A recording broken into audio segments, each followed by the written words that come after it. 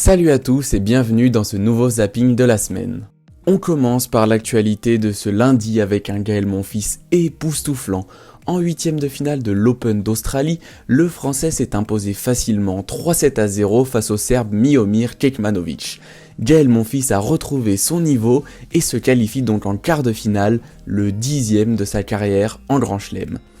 Sans avoir perdu le moindre set en 4 matchs, Monfils a buté sur Matteo Berrettini, défait 3-7-2 en quart de finale.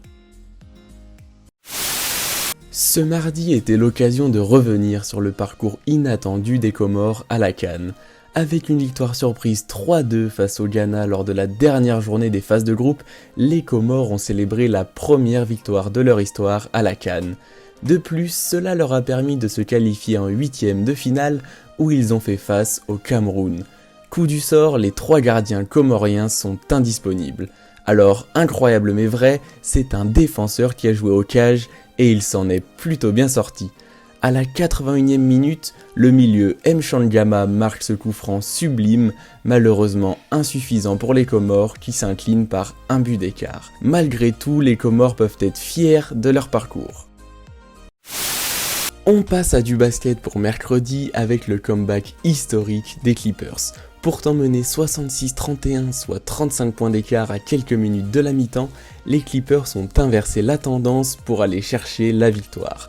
Grâce à 80 points marqués en deuxième mi-temps, ils réalisent le deuxième plus gros comeback de l'histoire, notamment grâce à ce shoot ultra clutch de Luke Kennard à 2 secondes de la fin avec la faute en prime. Un shoot qui permet aux Clippers de s'imposer d'un petit point d'écart 116-115.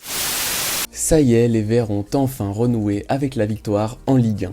Saint-Etienne restait sur 7 défaites consécutives en championnat, soit plus de 2 mois sans victoire, la dernière datant de fin novembre. Grâce à un but contre son camp de Baptista Mendy, la SSE récupère donc 3 points très importants sur la pelouse d'Angers et n'est plus qu'à 5 points de sortir de la zone de relégation. Ce vendredi, les yeux étaient rivés sur Rafael Nadal qui se dirige vers un 21e Grand Chelem.